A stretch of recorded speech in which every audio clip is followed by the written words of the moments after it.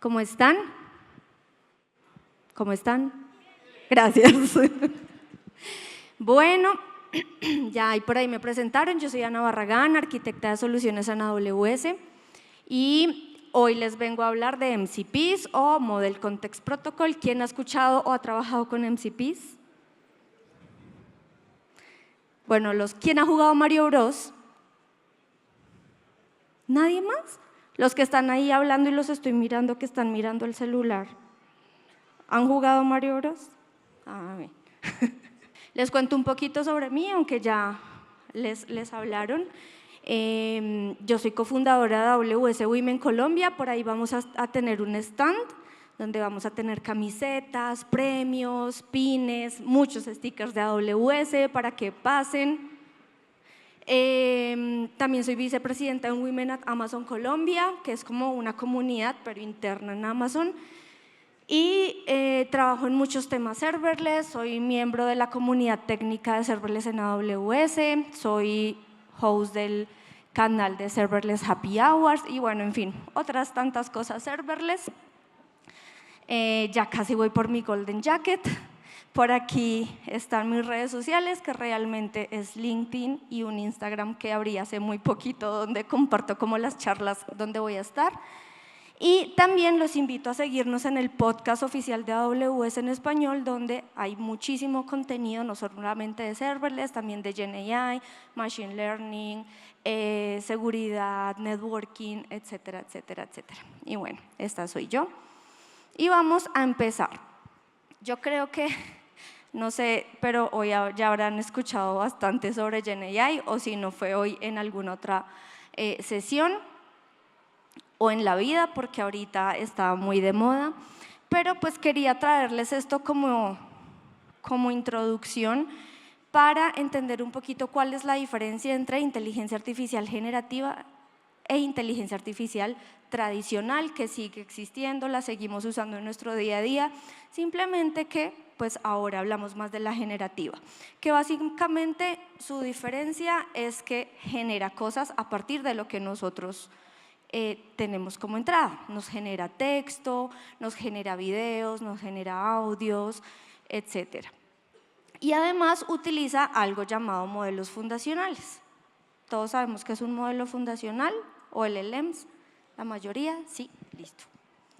Ahora sí, empecemos a hablar un poquito de MCPs. MCPs fue creado por Anthropic.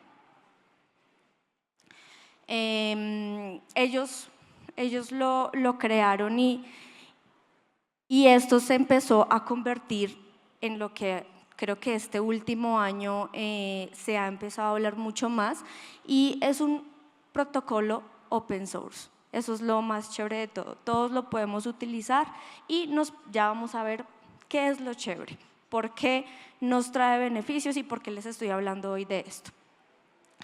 Este año pues se empieza a convertir en un estándar, luego empezamos a hablar de arquitecturas cliente-servidor. No es que sea algo nuevo realmente, sino que hace parte como de la trayectoria de MCP a partir de que Anthropic lo creó.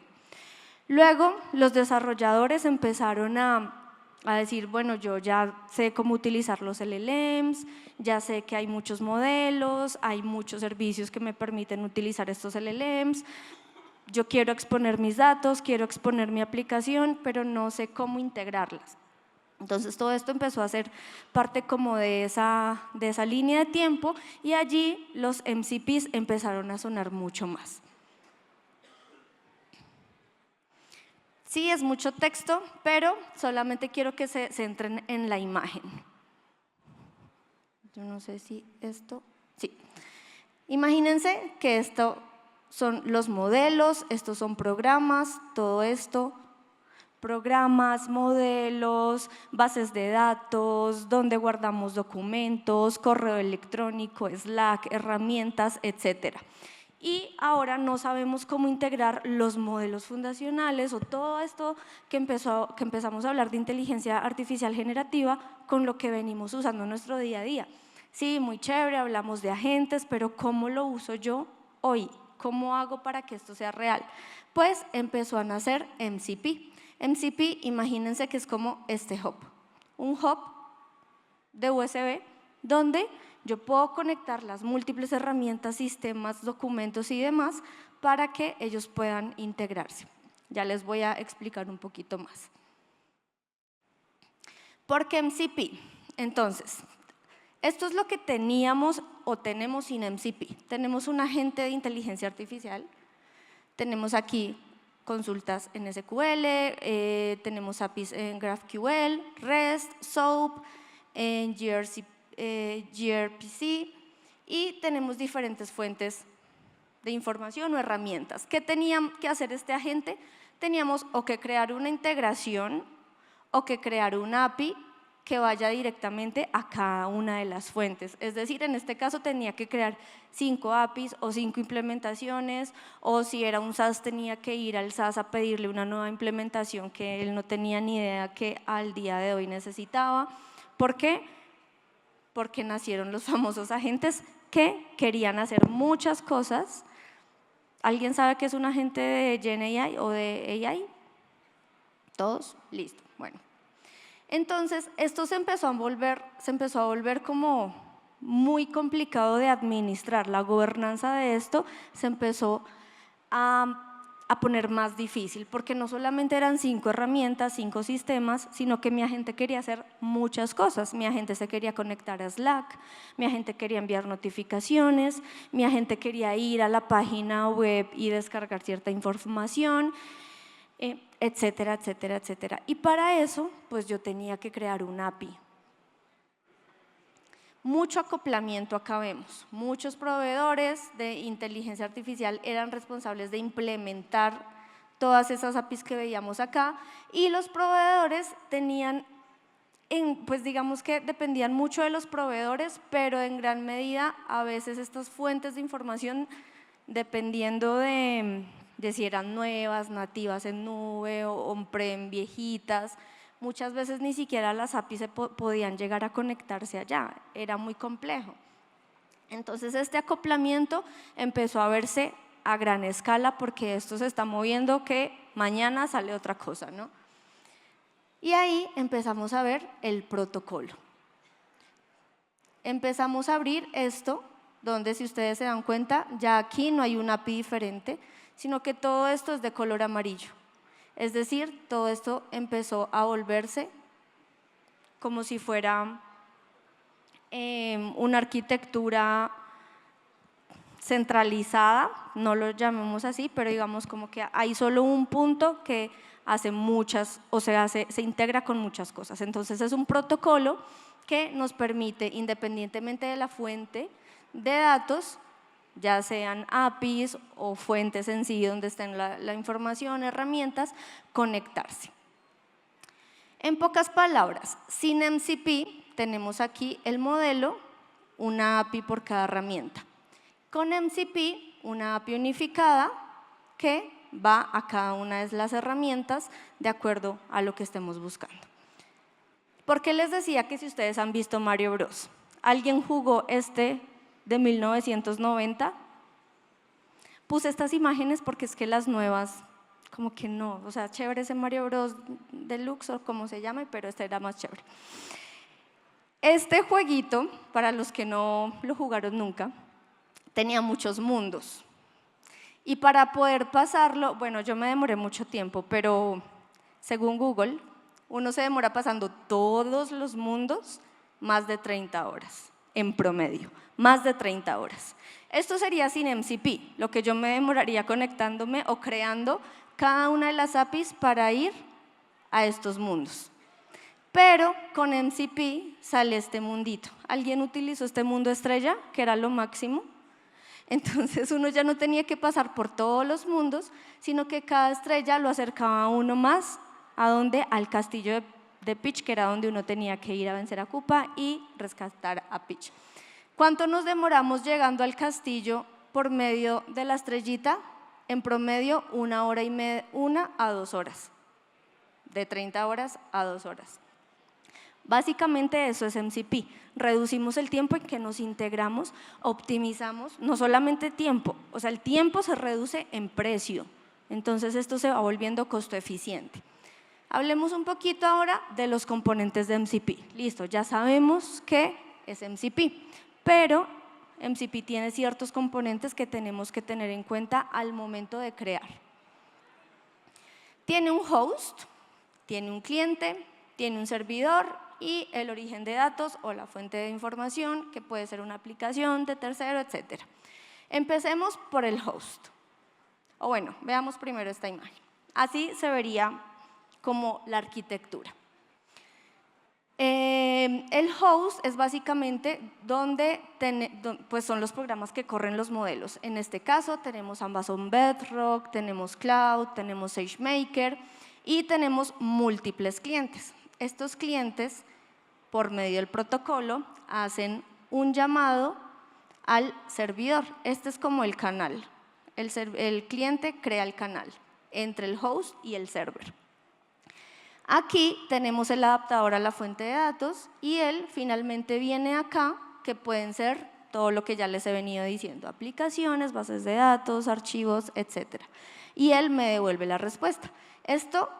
Todo esto es MCP, que nosotros solo lo vemos como un componente, pero hoy lo vamos a desglosar un poquito más. ¿Cómo se ve en Mario Bros? Lo vamos a explicar uno a uno. El host viene siendo el castillo de Peach, que es donde hacemos los planes de a dónde es que vamos a ir a jugar, qué camino tomar. Tenemos el cliente, que es el mapa. Tenemos el server, que son los pipes o las tuberías por donde llegamos a los diferentes mundos. Y tenemos los diferentes data sources, que son los munditos. Entonces vamos a explicar cada uno de estos, recuerden eso. Antes de empezar a hablarles de los componentes, quería poner todos sabemos que es un modelo, pero es importante dentro de nuestro flujo. Mario y Luigi vienen siendo nuestro modelo. El modelo es el que consume el MCP server. Es un modelo como Amazon Nova, Cloud, el que se utiliza en ChatGPT, que es GPT. ChatGPT no es un modelo. ChatGPT es donde está el modelo y por debajo utiliza un modelo. Y pues en este caso son Mario y Luigi. Mario y Luigi son nuestros héroes que ejecutan una misión, es decir, ejecutan un modelo. Viajan por los diferentes mundos, vencen obstáculos y rescatan a Peach. ¿Que Peach quién es? Los datos que están al final y los que nosotros vamos a retomar. Ahora hablemos de los componentes. El MCP host.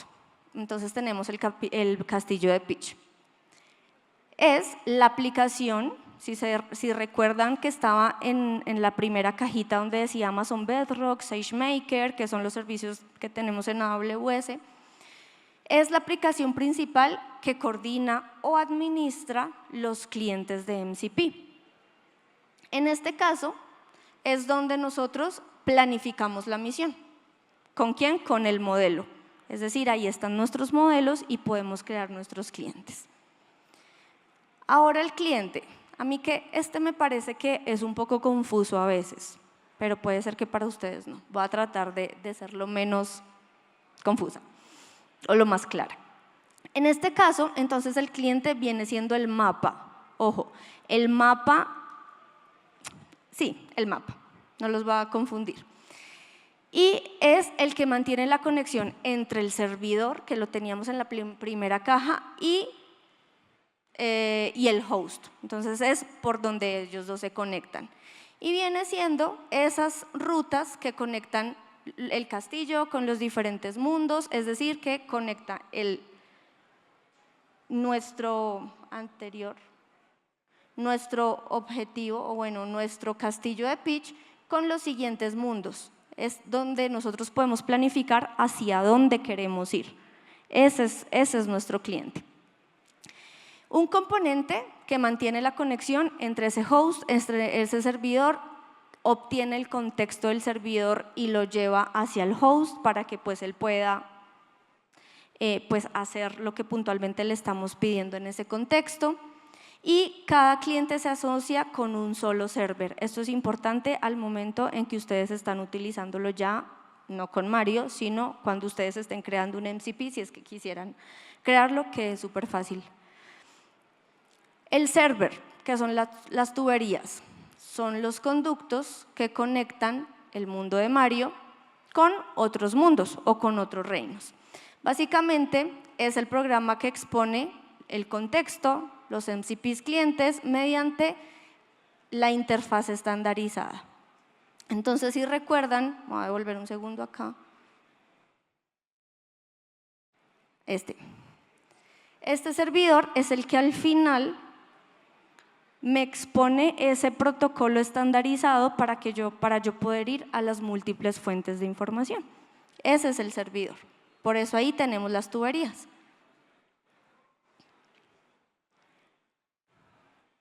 Luego tenemos los data source, que son los múltiples mundos. Este sí es súper fácil, donde vamos a buscar información, archivos, APIs, bases de datos, Slack, Teams, GitHub, Jira, etcétera. Donde nosotros queramos extraer información, allí podemos conectarnos.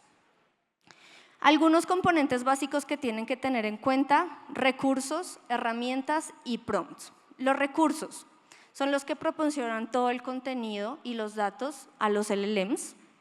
Las herramientas son los que permiten que los LLMs tengan acciones a través de los servidores de MCPs. Y los prompts son modelos de prompts reutilizados. O sea, estos prompts, cuando hablamos de MCPs, no son los prompts que hablamos en el día a día, que metemos en cualquier herramienta de GenAI, sino que estos prompts, cuando hablamos de MCP, son modelos de prompts que se pueden reutilizar. Entonces, esos pueden estar dentro de nuestro contexto. ¿Cuáles son los componentes básicos en nuestro caso? Las llaves secretas y todos nuestros poderes. ¿Por qué? Porque son los que nos permiten optimizar los caminos, llegar más rápido, que sea más eficiente, que sea más económico o que sea más bien costo eficiente. Todo esto nos permite llegar más rápido, pero llegar más rápido bien, de forma segura. No simplemente llegar al final, extraer información y haber expuesto información sensible o haber dejado abierto un canal que no teníamos que dejar abierto. Entonces, todas estos componentes de la arquitectura nos permiten extraer esta información de forma segura. Este sería el flujo completo, pero no creo que nos dé el tiempo, entonces quiero mostrarles.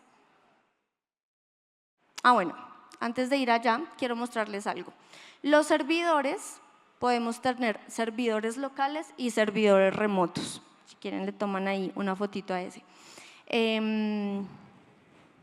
Listo. Acá, si quieren aprender un poco más más que aprender, aquí están los MCPs que nosotros tenemos en AWS, MCPs que se conectan casi que a cualquier cosa, y si no, ustedes los pueden crear. Pero quiero mostrarles, denme un segundo, porque creo que no nos va a dar el tiempo de todo lo que les quería mostrar, entonces quiero ir al flujo.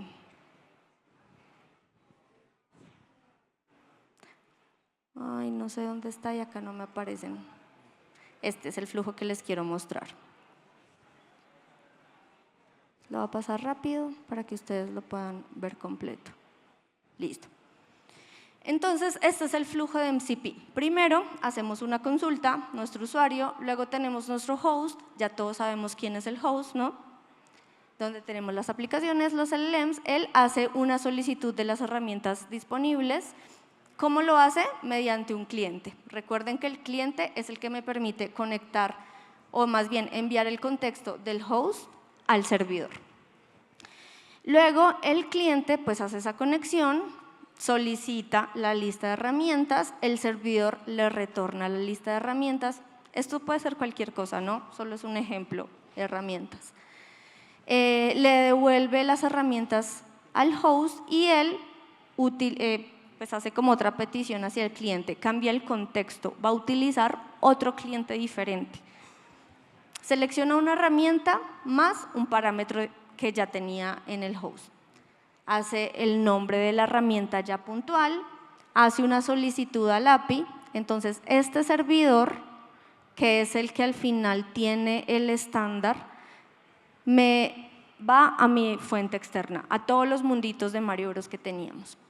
Él me devuelve la información y yo básicamente la devuelvo. Esto se ve como un API normal, ¿no? Para todos los que sabemos de APIs. Y sí, es que viene siendo un API, no tiene nada extraordinariamente nuevo. ¿Qué es lo extraordinario de esto?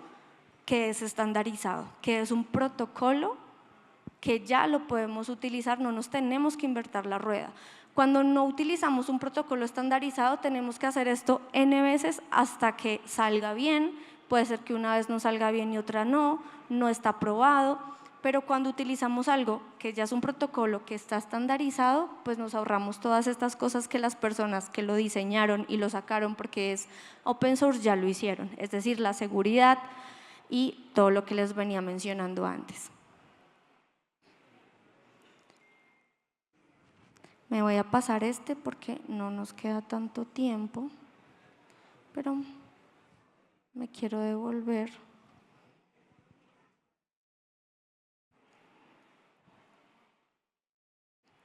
Aquí. Si quieren, para que le tomen también una fotito ahí, que era lo que teníamos antes de MCP y MCP. Ya vimos un poquito el dibujito, pero para que lo tengan más claro. Por ejemplo, el contexto y la memoria. No sé si recuerdan que antes, cuando estábamos en un chat cualquiera, escribíamos y él se le olvidaba, ¿dónde está? Acá.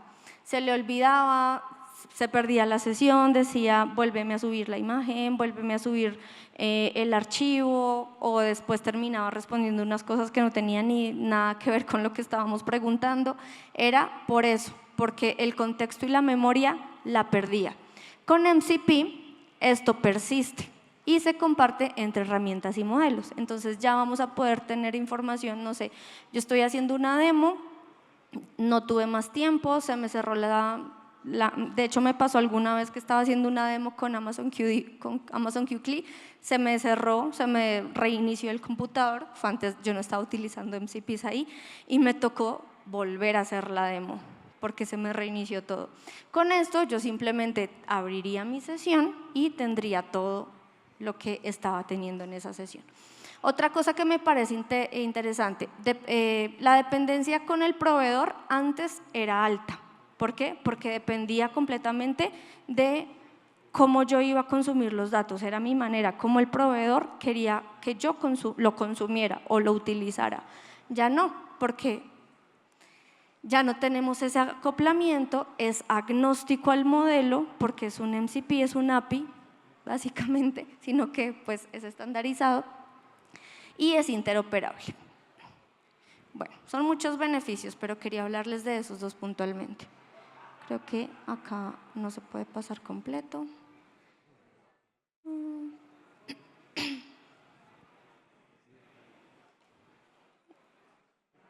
Les traía unos patrones de diseño súper chéveres, pero no los alcanzamos a ver. Pero quiero mostrarles estos. ¿Cómo lo podemos hacer en AWS? Si ustedes quisieran crear un servidor MCP en AWS, lo podemos hacer.